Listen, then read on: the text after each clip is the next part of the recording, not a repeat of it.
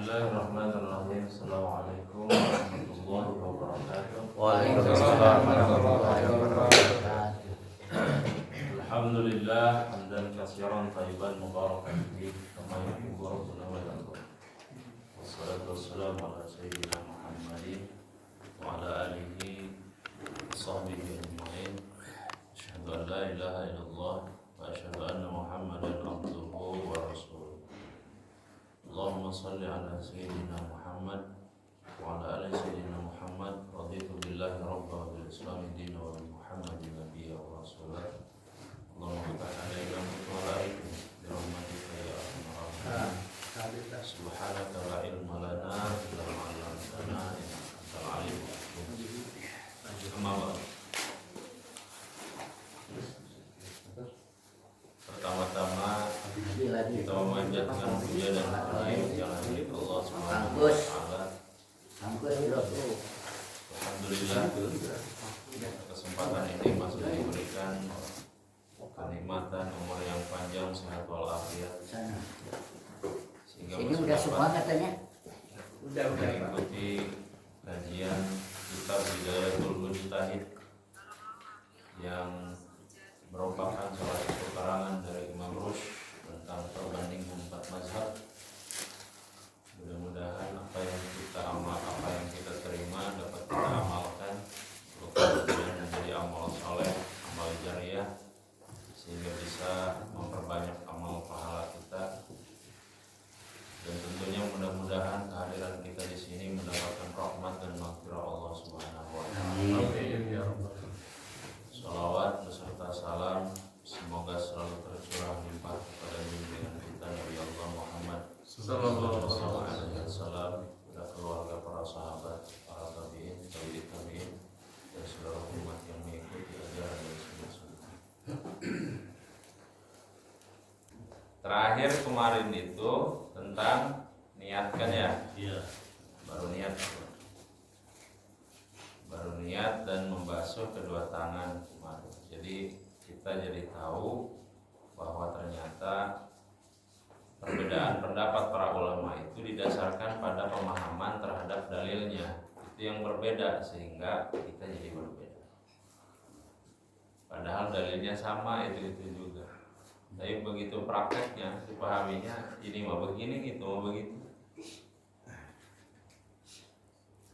Kemarin niat sudah kita bahas bahwa perbedaan niat itu terletak pada apakah niat itu rukun atau bukan. Karena dalam Al-Quran menyebutkan hanya 4 saja, sedangkan rukun tidak disebut, begitu ya. Kemudian tartib juga tidak disebut. Tapi kenapa para ulama akhirnya mengatakan bahwa rukun dan tartib menjadi wajib? Karena ada sesuatu yang abstrak di situ, yang hanya bisa dipahami kalau kita berpikir. Tidak mungkin mendahulukan kaki, tidak mungkin mendahulukan membasuh kedua tangan gitu. Jadi para ulama akhirnya berpikir ini masih tertib gitu kan. Nah kemudian membasuh kedua tangan juga sama. Pada saat berwudu itu menjadi perdebatan para ulama, karena hadisnya adalah kalau kita bangun dari tidur, ya membasuh ini. Hadisnya itu kan membasuhnya apabila bangun dari tidur. Yang jadi pertanyaan ulama, hadisnya tidak ada yang menyatakan pada saat selain bangun tidur gitu. Hadisnya diriwayatkan oleh Abu Hurairah. Idza sayaqadu ahadukum min naumihi falyaksil. Jika salah seorang dari kalian bangun dari tidur, hendaklah membasuh kedua tangan. Lebih sitosnya pengan eta si Otong. Maka kata Nabi basuh dulu. Jadi perdebatan ulama, kalau seandainya wudu itu diharuskan untuk membasuh kedua tangan, itu pun hadisnya cuma setelah tidur. Kalau tidak ada, ya jangan dilakukan, kan begitu. Itu perdebatannya begitu. Kalau seandainya ada ulama yang berpendapat ini sepertinya kontradiksi nanti. Karena ada ayat wudu yang menyatakan cuma 4. Kalau ini masuk dalam kategori wajib, berarti Al-Quran mesti direvisi ya tuh. Ya, harus direvisi. Padahal Al-Quran cuma menyebutkan 4. Tapi kalau ini dikatakan juga wajib, ini merevisi Al-Quran jadi.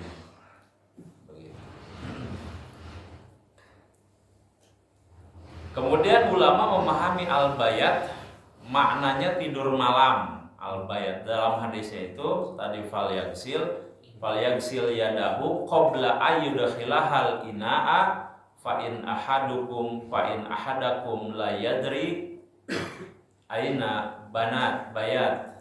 Bayat itu maknanya sama dengan tidur malam. Bayat. Sehingga para ulama sebagian berpendapat bahwa kewajiban itu hanya berlaku untuk tidur malam. Sementara ulama yang berpendapat bahwa lafaz tersebut bersifat umum untuk setiap tidur. Jadi bukan hanya tidur malam.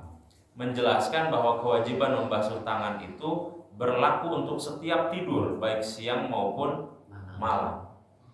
Jadi berarti ada berapa pendapat tuh? Pendapat yang pertama, membasuh kedua tangan ini hanya kalau kita tidur malam. Itu 1. 2, membasuh kedua tangan itu berlaku untuk setiap kali kita bangun tidur, baik siang maupun malam. Satu lagi berpendapat enggak tidur pun baik malam maupun siang atau malam aja juga membasuh gitu, Pak. Makanya ini pemahaman satu hadis tapi jadi pemahamannya jadi banyak. Nah, ada juga yang menyatakan ulama bahwa yang namanya membasuh kedua tangan itu sifatnya mustahab atau anjuran kuat saja, anjuran aja, Pak. Jadi harus dipahami kemarin bahwa Nabi itu ada pemahamannya, sunnah itu sunnah anjuran, ya kan, namanya mustahab, sesuatu yang memang anjurannya kuat gitu, Pak. Ada yang memang nanti mirip ke wajib, ada yang sunnah biasa saja gitu. Sunnah kalau ada kuat berarti ada sunnah lemah gitu, ada sunnah lemah. Nah ini termasuk dalam kategori kuat. Kenapa? Ada lafadznya di situ. Hadisnya jelas gitu, Pak.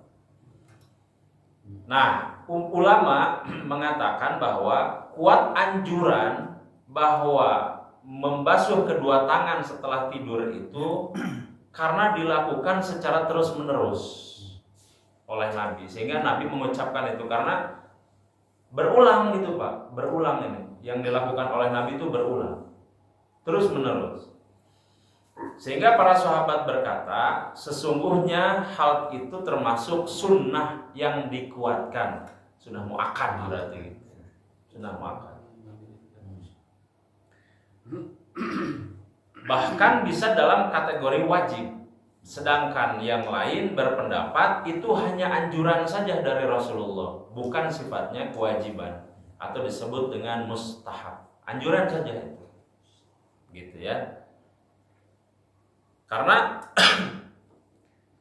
dasar dari pemikiran kenapa harus dibasuh itu hanya untuk supaya tangannya bersih. Jadi tidak masuk dalam kategori rukun, hanya bersih saja gitu. Untuk membersih saja.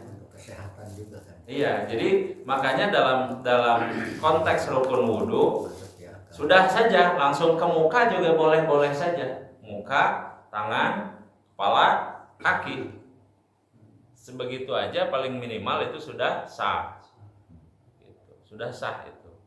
Makanya nanti ada niat, ada insikok ini yang kita bahas, termasuk nanti dalam kategori membasuh tangan. Kenapa di kita itu menjadi sunnah? Nih sekarang kalau kita tanya, ini Bapak pegang yang mana dan mazhab apa kan? Jadi sebetulnya Pak yang kita anut ini itu banyak. Bohong kalau ada orang yang mengatakan cuma mazhab Imam Syafi'i itu bohong. Karena buktinya ada beberapa syariat juga dilakukan dari mazhab yang lain. Artinya apa? kalau kita memahami bahwa tidak satu mazhab saja yang diambil, beberapa pendapat yang lain juga diambil. Yang sudah saya sampaikan, yang menyembelih itu, yang pakai bismillah atau enggak, itu mazhab siapa itu? Karena kalau Imam Syafi'i mengatakan tidak wajib, karena kaum muslimin ya sudah terbiasa baca bismillah, baca bismillah lagi pada saat menyembelih, kan sudah terbiasa kan. Tapi Imam Malik mengatakan wajib membaca bismillah. Nah, yang kita pahami itu yang mana coba? Biasa bismillah wajib atau enggak pada saat menyembelih? Wajib enggak? Wajib. Nah, berarti Imam Malik begitu. Ya, apabila lupa dikabarkan bahwa tadi saya lupa kalau mau makan baca bismillah. Itu juga pendapat Imam Malik. Jadi kita ini sebetulnya Pak, kalau memahami syariat-syariat agama Islam, sebetulnya kita mencampur adukan itu. Jadi nggak hanya satu pendapat, tapi mana kira-kira pendapat yang lebih rajih, yang lebih kuat, itu yang kemudian diambil. Jadi taklid pada satu imam itu hanya berlaku bagi orang awam. Kita kalau orang awam taklid saja, karena kita tidak tahu hadisnya, tidak tahu Al-Qur'annya, dalilnya, umpama, ya taklid saja diperbolehkan, tetapi tidak boleh taklid buta. Taklid itu apa sih? Mengikuti, Pak. Mengikuti. Kata para imam begini, hadisnya begini, Al-Qur'annya begini, syarahnya begini, penjelasannya kita ikuti saja. Nah, termasuk yang kita pahami tentang membasuh kedua tangan. Rada kagok ke Pak, pami orang ngawasuh kedua tangan. Ya. Nah, itu kan karena memang itu. Karena hadisnya menyatakan bahwa Nabi itu pada saat mau wudu membasuh. Tapi pertanyaan para ulama, ini termasuk rukun atau bukan gitu. Sebagian ulama berpendapat jadi wajib, sebagian pendapat ulama tidak wajib. Itu hanya mustahab saja, anjuran yang kuat, tapi tidak masuk dalam kategori rukun. Nah, ini Ustaz terkait wudu ya. Kan berhubungannya dengan mahdoh dan gue mahdoh, ibarat kita itu kan itu. Nah, apabila wudu itu ingin pada waktu sholat itu kan menyangkut yang sunnah itu kalau berkaitan dengan wajib itu masuknya wajib, berarti ke mahdoh. Kalau misalnya kayak semacam kita bangun tidur mau basuh wudu atau kita mau kemana pun suka wudu dulu misalnya, itu kan termasuk guer mahdoh gitu maksudnya. Nah, jadi sifatnya anjuran. Kalau yang ini kalau wajib kan tidak bisa udah begitu gitulah gitu kan, dari sananya gitu begitu. Nah, terkait hal itu gimana itu yang pastinya kita meyakini bahwa kita kalau mau wudu, nah itu ini mah wajib lah sifatnya. Masih kategori mana? Nah, gitu. Ya, tergantung Bapak mau melaksanakan ibadah yang wajib apa sunnah. Oh, itu kalau sunnah berarti masuknya ke goir mahdoh. Kalau yang wajib berarti mahdoh. Ya, umpama Bapak mau apa? Misalkan mau tidur. Mau tidur berarti masuk ke dalam kategori sunnah. Sunnah saja. Tapi kalau mau sholat itu wajib. Karena sholat itu ada dalil khususnya, tidak bisa sholat apabila tidak berwudu. Tidak sah ya sholat. Tidak sah. Jadi memang hukum fikih itu menjelaskan tentang ada perkara-perkara wajib yang memang di situ harus berwudu dulu, dan tidak bisa tidak mesti wudu. Tapi ada juga ibadah-ibadah yang lain tanpa wudu juga masih bisa gitu. Apa contohnya? Bapak mau ke GBLA, badai olahraga gitu kan. Da abdi menjalani soleh, olahraga wudu lah. Tapi anggar pas di jalan ningali anu sapedahan teh ibu-ibu sakara renceng apa. Pakai legging dah anggar. Wudu deui. Osok tuh Pak ningali. Ningali itu sakali mitra. Ini kan dicep nu kumpul.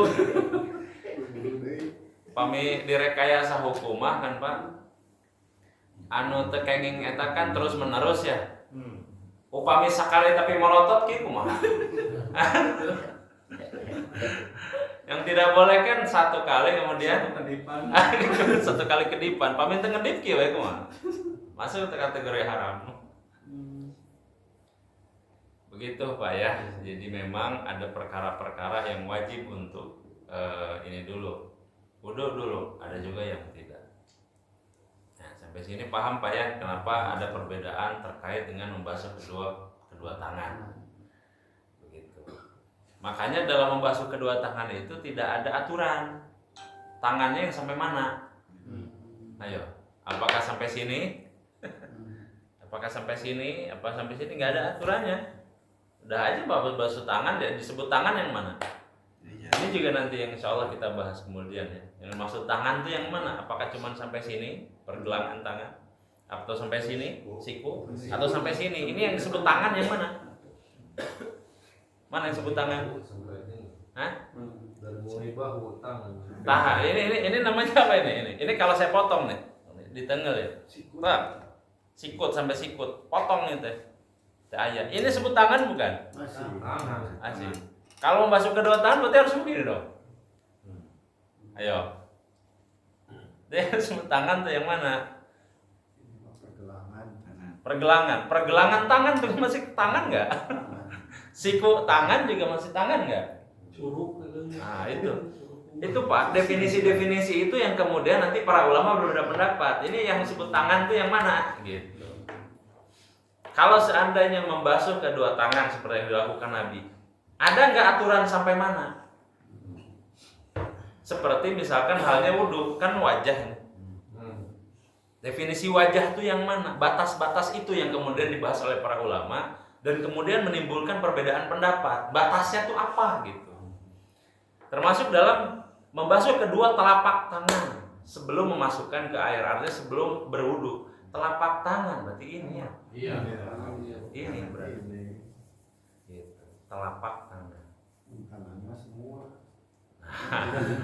Perhatian. Angkat kedua tangan. Kan angkat kedua telapak tangan kan?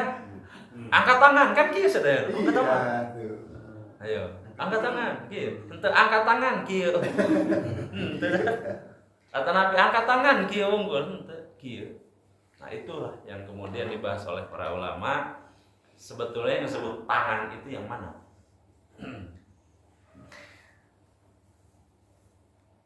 Pada akhirnya kita memilih bahwa membasuh kedua tangan itu termasuk dalam kategori mustahab. Apa mustahab? Anjurannya kuat. Apabila tidak melakukan tidak batal, ya, tidak sampai tidak sah, tetap sah. Tetapi kalau dilakukan pahalanya bertambah dan menjadi kesempurnaan wudhu. Begitu Pak. Makanya yang sekarang kita lakukan, yang amalkan itu adalah membasuh kedua telapak tangan sebelum wudhu. Niat dulu, niatnya itu nanti kita akan bahas apakah pada saat di sini di muka atau pada saat terkena di sini di air membasuh kedua tangan. Bapak biasanya di mana Pak? Sampai pergelangan. Di sini apa di sini? Niat. Di wajah. Pertama. Di semua. Coba Bismillah. Pak Rahim. Nah, siapa roh? Wudhu mulainya itu di mana? Disebut wudhu itu mulainya di pas begini, air pas waktu membasuh kedua telapak tangan, atau pada saat di muka. Dimulainya wudhu di mana? Di tangan. Di tangan. Terus niat di situ berarti. Lihat di sini di muka juga niat. 2 kali niat.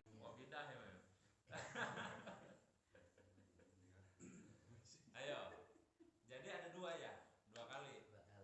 Nah, ini sama ini. Bagus. Kalau Pak Haji Ulun yang mana? Ketika membasuh kedua telapak tangan sampai pergelangan itu cukup. Fikih Pak, niat itu dilafazkan, niat itu dilakukan pada saat ke muka. Iya. Di sini niat nih. Kenapa Al-Qur'annya menyebut mulanya dari wajah? Dari sini. Begitu. Jadi berarti permulaan wudhu itu dari wajah. tidak disebut permulaan wudhu dari sini atau dari kumur-kumur atau dari insikok menghirup, enggak, dimulainya wudhu. Dan ini ulama sepakat mulainya wudhu itu dari membasuh muka, bukan memulai wudhu dari sini. Makanya kenapa kita membedakan di sini mana yang sifatnya rukun. Nah, ngaji mujtahid, hidayatul mujtahid itu kita harus membedakan mana rukun, mana anjuran. Gitu, Pak. Kalau sudah ketemu kita bisa membedakan mana rukun, mana anjuran, nanti kita ketahui oh ternyata sesuatu niat itu dimulai dari rukunnya. Niatnya di sini berarti. Kecuali nanti beda dengan sholat. Jadi ada perbedaan dengan sholat. Kalau wudhu mah pas begitu nempel ke kulit, ini air, nempel ke kulit niat, gitu Pak. Bersamaan dengan nempel ke kulit niat, begitu. Niat saya berwudhu, ini air, niat saya berwudhu karena Allah Ta'ala. Pas begitu nempel ke muka, pamit dilafazkeun nawaitul wudu'a birofil hadasi asgori. Asal dilapatkeun. Ada yang wudhu itu di jamban ya. Kayak gitu kan pernah anjuran, ada juga yang kayak semacam ini kan langsung. Nah kalau itu niatnya setelah wudhu kan harusnya keluar, karena di zaman itu tidak boleh kan baca ayat apa gitu. Ada kan? Ya. Kan dalam hati. Oh, Kan dalam hati. Ada juga yang setelah wudhu dia keluar baru yang tidak boleh membaca lafaz seperti basmalah di jamban. A'udzubillahi minasyaitonirrajim. Bismillahirrahmanirrahim. Di jamban. Jangan. Gitu. Makanya kenapa dalam syariat itu sebaiknya dipisahkan. Kalau kita mau berwudu jangan di toilet, jangan di kamar mandi yang langsung air kena itu. Tapi kalau ada ember yang menampung, yang kita yakin tidak ada cipratannya, itu baru gitu. Dan kita makan mandi di situ, wudu di situ, ya kan, BAB di situ kadang-kadang. Jadi satu untuk semua multifungsi. Nah itu hati-hati Pak, itu hati-hati. Apalagi kalau kita kencingnya itu di lantainya itu Pak. Pernah nggak Pak? Kalau memang di rumah seperti itu? Nah, itu hati-hati. Ini ada tempat wudhu kita, di situ juga tempat kencing kita, itu hati-hati. Kloset. Da kedah nama aya tempat khusus kencing gitu. Nah, kanggo BAB sareng pipis kan di WC-nya. Nah, harusnya berarti di situ. Itu juga tapi hati-hati karena WC itu kan bentuknya begini kan, ke atas. Begini kan. Ya, kalau digambarkan. Kalau Bapak kencing di sini, ke sini nih, ini cipratannya hati-hati.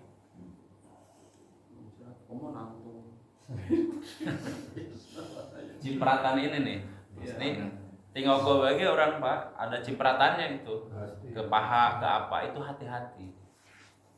Ustaz, saya sudah hati-hati, tapi bagaimana kalau seandainya masih ada ternyata umpama, kalau sudah hati-hati mah nggak apa-apa Pak. Yang jadi masalah kita carcer gitu Pak, tapi tidak memperhatikan itu yang berbahaya. Karena hadisnya sahih Pak, tentang kencing ini banyak tidak diterima amal ibadah, ini bahaya sekali. Bahaya. Hadisnya sahih lagi. Jadi terkait kencing sering saya sampaikan hati-hati terhadap cipratannya. Itu tidak menyebabkan tidak sahnya sholat. Bahaya, kita banyak sholat tetapi celana terkena najis. Padahal Allah menginginkan kita menghadapnya itu dalam kondisi suci dalam pakaian, suci juga badan, tambah juga suci hati. Kalau keraguan misalnya perasaan kecipratan nih, itu ragu-ragu kan, lebih baik dibuka jangan dipakai. Ya, yakini bahwa memang yang kita pakai tidak ada najis, karena itu akan menyebabkan mang-mang di sholat, was-was. Iya teh suci apa henteu suci apa henteu janten sholatnya ngemutan eta. Ieu teh suci apa henteu suci apa henteu gitu we nu aya.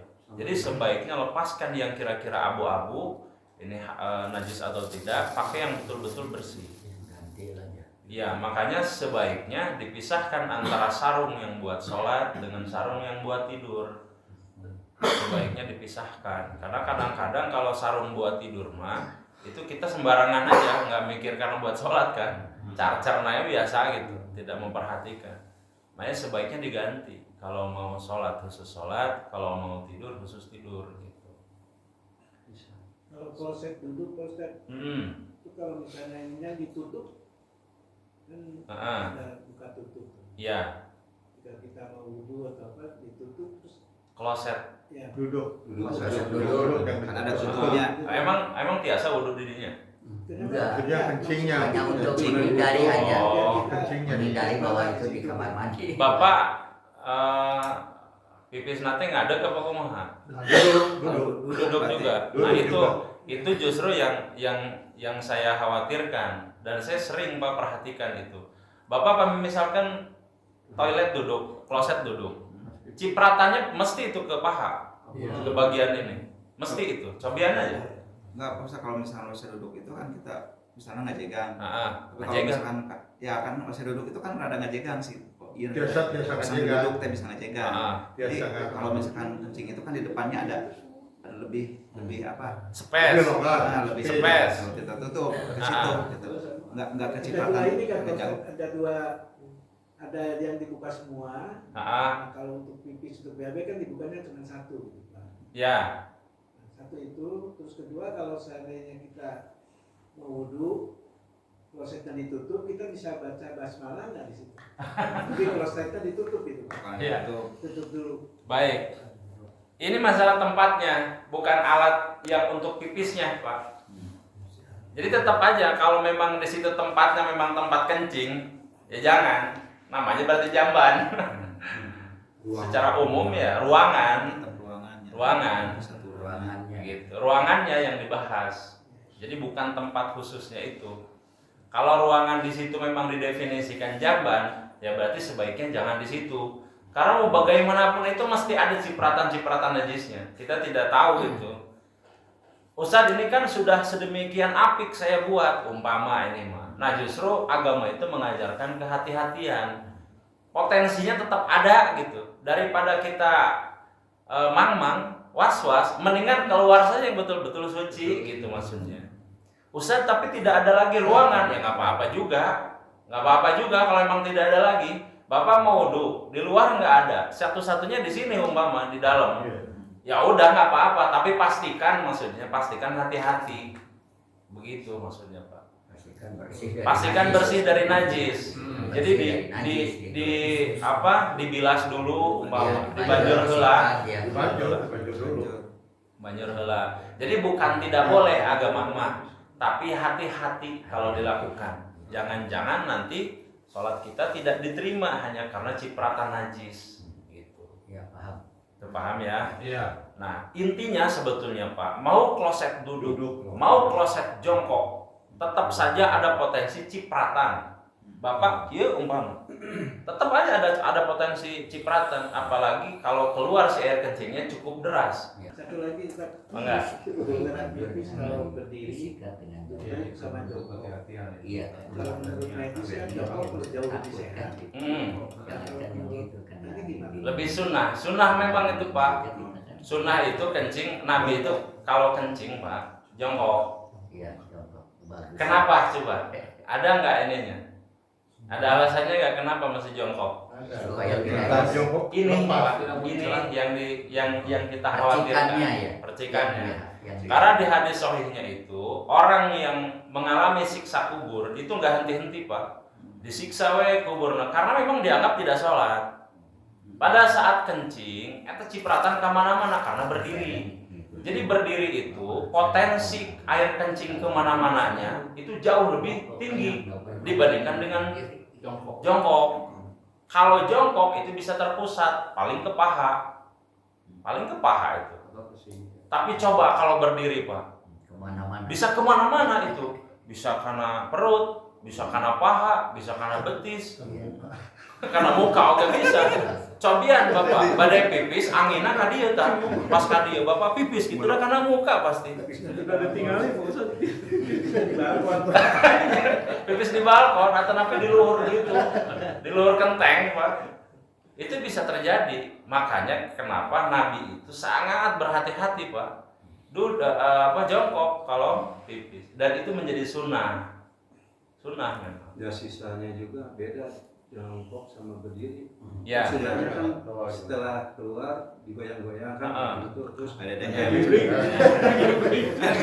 Lagi beri otomatis itu, Pak. terus mendehem kan. Diurut. Terus emang beda berdiri sama jongkok ketika kecil enak jongkok. Ya. Jika mau Bebas gitu Jadi kan. mah aya kecelakaan jadi takutnya itu. Nah, betul. Aya anu disebat teh naon, Pak? Kami orang pipis teh yang ngecret sama si ganu backshare-nya. Masih kena aya sesa. Karena soal yang dipijit-pijit Tapi tong dipijit tukang pijit ya, Pak. Bahaya eta mah. Ya, Pak, hati-hati, Pak. Ini kita kenapa sih membahas sedemikian dalam fikih ini? Karena kita mesti hati-hati dalam beribadah, harus apik, Pak. Harus apik. Jangan sembarangan wudu. Wudu itu kalau banyak wudu juga banyak air kencingnya atau apa gunanya, Pak? Apa manfaatnya kita sholat kalau begitu? Makanya kenapa setelah kita tahu dasar dari ilmu harus diperdalam lebih jauh. Kenapa tujuannya? Kita jadi tahu, Pak, bahwa ada yang namanya konsep kehati-hatian. Wudu nggak sembarang cuma wudu saja. Ada yang lain yang harus kita perhatikan. Sebelum wudu itulah seperti halnya kencing. Itu mengandung enzim apa gitu di dalam Idul Fitri itu bisa menyehatkan untuk pencernaan segala macam. Termasuk air pipis itu untuk pemulihan apa gitu. Itu ada penelitiannya sih kalau nggak salah. Ya. Seperti itu. Alhamdulillahnya Al-Quran sudah menyebutkan ketika para orang kafir Quraisy itu mengatakan, kan ini kami minum khamar, kami berjudi, itu ada manfaatnya loh. Khamar itu ada manfaatnya ke badan jadi hangat. Ya. Al-Quran menyebutkan tidak menafikan adanya manfaat, Pak. Allah menyebutkan ismun kabirun, tetapi mudaratnya jauh lebih besar dari manfaatnya. Begitu. Jadi kita fokus ke ini air kencing ada manfaatnya. Masalahnya diteliti lebih jauh nggak mudaratnya? Efek ke yang lainnya ada nggak? Mudaratnya. Jangan-jangan nanti pemicu kanker. Jangan-jangan nanti pemicu penyakit lain, yang ini sembuh, yang lain malah jadi muncul. Nah, itu. Jadi kadang-kadang kita fokus pada bisa menyehatkan, tapi efeknya apa setelah itu? Makanya kenapa? Karena kita orang awam, Pak, untuk meneliti susah. Agama sudah mengasih barrier, mengasih dijaga kita. Yang namanya najis itu tidak boleh. Apa diantaranya? Air kencing, darah. Darah itu tidak boleh kita makan. Ya, barus. Di sholat, Pak, kalau ada misalkan gusi berdarah, itu mesti dikeluarkan. Mesti dikeluarkan karena itu penyakit nanti. Tuh, Pak, agama sudah begitu. Jadi kita tidak tahu secara medis juga, yang penting najis tidak dimakan, yang penting yang haram juga tidak dimakan, selamat kita. Baru kemarin diinfokan, Pak, ada di berita tuh, Pak. Orang yang suka makan babi ini, Pak. Ujung-ujungnya apa? Ini cacing di dalam perut itu cacing pitanya banyak. Padahal sudah lama kan ini pembahasan ini kan. Ada orang yang wah suka sekali makan ini, Pak. Makan daging bebe ini. Ujungnya apa? Itu banyak cacing pita di dalam perutnya, bengkak. Ini ada di berita, fakta itu.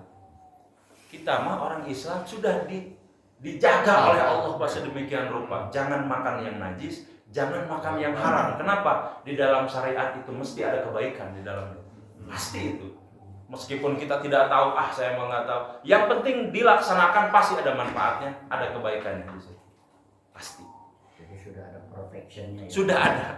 Al-Quran mah itu. Makanya sering saya bilang, Pak, bahwa ternyata sebetulnya dari awal penciptaan kita, dibentuknya syariat oleh Allah itu sebetulnya menginginkan Allah itu kembali ke surga kita, Pak.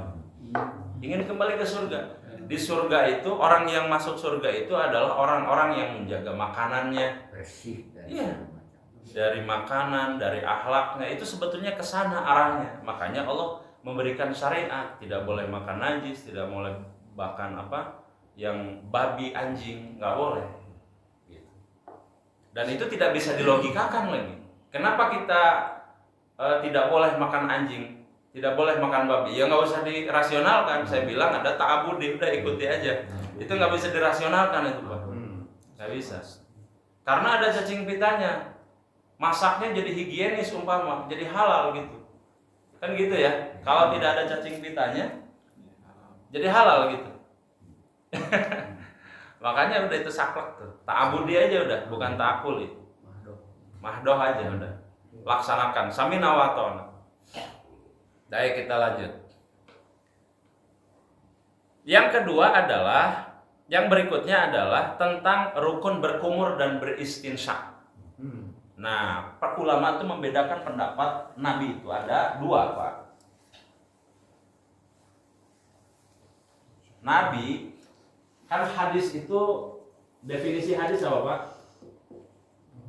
Kan ada 3 unsur. Perkataan, perbuatan, satu lagi ikrar, takrir, mendiamkan. Tidak, iya, tidak, juga tidak. Jadi diamnya Nabi. Nah, ulama ini membedakan ini, Pak. Kalau yang dilakukan oleh Nabi ini sunnah. Ada ulama yang begini, Pak. Baru dengar ya, Pak. Sunnah. Ini sunnah. Ini sunnah. Sunnah. Tapi ada juga ulama kalau perkataan menjadi wajib. Jadi kalau ada yang diucapkan oleh Nabi itu menjadi wajib. Begitu. Ini saya bacakan ya. Ulama tentang berkumur itu secara umum terbagi menjadi 3 kelompok. Satu yang menyebutkan sunnah dalam wudhu. Kumur-kumur nih disebut sunnah dalam wudhu. Ini baru kumur-kumur. Dan instinsak adalah pendapat Imam Malik, Imam Syafi'i, Imam Abu Hanifah, mengatakan bahwa kumur-kumur itu termasuk dalam kategori sunnah. Baru 3 nih. Pendapat kedua, sifatnya fardu. Wajib ini. Pendapatnya siapa ini? Ibnu Abi Laila dan pengikutnya murid Imam Daud. Mereka mengatakan bahwa sifatnya fardu. Kenapa? Nabi mengatakan nih bahwa berkumur dan istinsak itu hukumnya dilakukan, harus mesti gitu. Maka mereka menganggap bahwa ini berarti masuk dalam kategori wajib. Yang ketiga, kalau yang tadi dua-duanya, kalau yang ini dibedakan. Kalau intinsaknya wajib, kalau berkumurnya sunnah. Pendapat begitu tuh Pak. Jadi intinsaknya menghirup air ke hidung itu wajib, berkumurnya sunnah.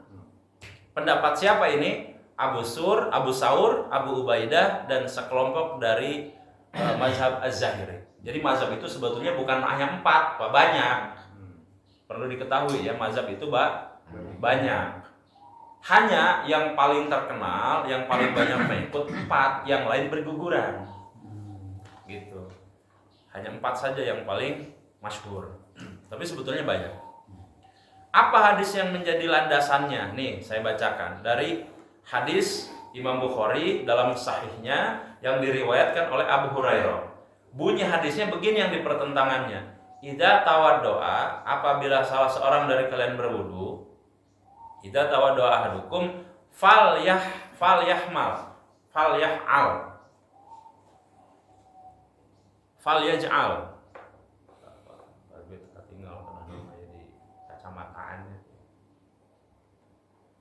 Idza tawaddoa ahadukum falyaj'al fi anfihi ma'an summa liyansur wa man istajmara falyutir.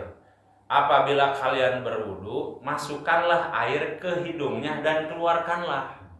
Tuh. Dan barang siapa hendak beristijmar, bersuci dengan batu, maka lakukanlah secara ganjil. Jadi di sini tentang ada 2 sebetulnya konsep. Ada dengan air, ada dengan batu. Kalau dengan batu Pak, itu mesti bersucinya itu dengan 3 batu ganjil. Bapak ya misalkan badai pipis, tapi teu aya cai, ayana batu kerikil, candak batu kerikil 3 ganjil, tapi tong nu sarareukeut. Soek itu. Itu namanya istijmar, bersuci dengan batu. Boleh Pak, diperbolehkan bersuci dengan batu. Boleh, kalau tidak ada dioleskeun ujung. Pami aya Ustad teu aya anu kerikil 3, aya oge hiji tapi gaduh 3 sudut. Gaduh 3 sudut. Nah, itu juga boleh. Batu 1 tapi 3 sudut, boleh. 1 2 3. Piceun. Boleh, Pak. Dan Islam membolehkan itu. Atau 3 gitu. 3 kerikilnya, 3 biji. 1 3 sudut. Kalau mau satuan 3. Istijmar namanya, 3 permukaan. Nah, ini yang diperselisihkan oleh pendapat ulama, yaitu tentang kalau kalian berwudu maka basuhlah ke air hidung. Hidung itu berarti apa tadi? Intinsyak. Dan keluarkanlah. Berarti apa yang dikeluarkan itu? Air, kumur-kumur. Berarti barengan nih Pak. Begini. 1 yang ke hidung, 1 yang dikumur-kumur keluarkan. Begitu Pak maksudnya. Jadi barengan tadi ieu heula, terus ieu henteu, bareng. Bapak sakumaha? Terpisah. Nah, iya berarti itu. Fungsina naos itu Pak. Ya, aya cai. Si cai teh kedangna bareng Pak. Tah gitu. Bareng, sunahnya begitu. Kalau mau itu sunah. Meskipun tidak begitu juga karena ini kategori sunah, tidak masuk ke rukun kan? Sah-sah aja. Tapi baiknya kalau Nabi itu bareng airnya, 1 ke hidung, 1 ke mulut yang dikumur-kumur. Makanya 1 nanti yang diisep, 1 yang dikeluarkan kata Nabi. Bahasanya idza tawaddo'a ahadukum falyaj'al fi anfihi ma'an summa liyansur. 1 diisep, 1 keluar. Begitu. Kumaha Pak? Aman? Jadi masukkan air sebenarnya yang itu disedot. Kadang ada yang nggak bisa. Kayak saya misalkan nggak bisa ya. Nggak bisa kalau misalkan kesedotnya kan kepala celing. Lah tuh. Untuk sedot rosak itu Bapak. Maksudnya itu diisep sedikit. Ini ada fungsi dalam ilmu medis Pak. Ini kita bulu-bulu hidung kita ini fungsinya itu untuk menyaring debu ke atas ke dalam. Nah, dengan intinsyak ini sebetulnya secara medis membersihkan itu. Makanya sampai ke dalam kotoran debu. Dan ini ada manfaatnya, lagi-lagi syariat mengajarkan ada manfaatnya. Tapi tidak sampai menganiaya diri sendiri. Kan ada ayat yang lain fala taqtulu anfusakum. Jangan menganiaya diri sendiri. Untuk dugikeun kacimataan. Pas begitu beres wudu teh Pak, Bapak kunaon abdi tos wudu.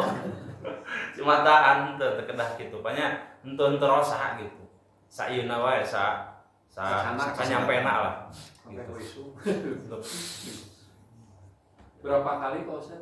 Ada hitungannya pas 1 kali cukup gitu. 1 kali. 1 kali. Cukup 1 kali, sunahnya 3 kali. Tapi cukup 1 kali.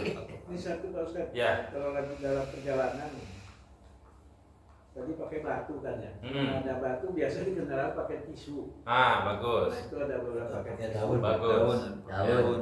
Saya pernah pakai daun. Kalau daun kadang-kadang ragu-ragu takut takut dapat kesalahan lebih aman tisu. Ada tua misalnya. Ya. Saya. Nah, setelah itu Daun nggak punya. terus kita di ini melakukan sholat. Nah itu apa? Kita ke kamar mandi memang dibasuh lagi. Bagus pertanyaan. Jadinya celana dalamnya itu masih bisa dipakai apa enggak? Bagus. Ini kalau Bapak misalkan bepergian, tidak ada air, yang ada cuma tisu. Dalam fikih itu Pak, selain batu itu bisa digunakan kain yang agak kasar, yang permukaannya itu tidak licin. Entong licin siga sutra. Nah, termasuk dalam kategori yang agak kasar itu adalah tisu. Kenapa? 1 dia bisa menyerap air, ya kan? Yang kedua memang cocok daripada kain. Jadi diperbolehkan secara hukum menggunakan itu tisu. Nah, pertanyaan berikutnya, kalau saya sudah datang ke masjid, lalu kemudian ada air, apakah saya harus mencuci lagi? Jawabannya lebih afdol mencuci lagi. Betul. Itu lebih afdol, Pak. Tapi kalaupun Bapak tidak ada masalah, karena fikih sudah menjelaskan itu sudah suci. Begitu. Dengan batu juga tadi sama. Jadi secara fikih diperbolehkan langsung sholat tanpa membasuh lagi. Cuman untuk lebih ke keabdolan dan kesempurnaannya, karena sudah ada air, dicuci lagi saja. Oh iya, Tidak ada masalah itu. tapi terkait itu Pak Ustadz, celana dalamnya gitu Iya, sama. nggak usah dibuka gitu. Nggak usah. Pami dibuka terus ku bapak pada dikah mana ke di rest area semua. Pada dititip ke penjaga teh Pak punten celana dalam abdi gitu. Nah, karena agama memang mengatakan sah, maka tidak perlu dibuka. Tidak perlu, itu sudah sah gitu, dipakai sholat juga. Tapi kalau misalkan memang bapak punya yang lain untuk apa keyakinan, buka aja. Dikeresekan, pasti kan iya kanggo bapak gitu. Kasih penjaga. Keraguan ya, kalau memang bawa itu lebih. Tapi secara hukum fikih Pak, boleh itu langsung dipakai sholat boleh. Gitu ya, barangkali pada pagi hari ini yang bisa disampaikan. Mudah-mudahan ada manfaatnya apa yang kita kaji. Akhirul kalam. Assalamualaikum warahmatullahi wabarakatuh. Waalaikumsalam.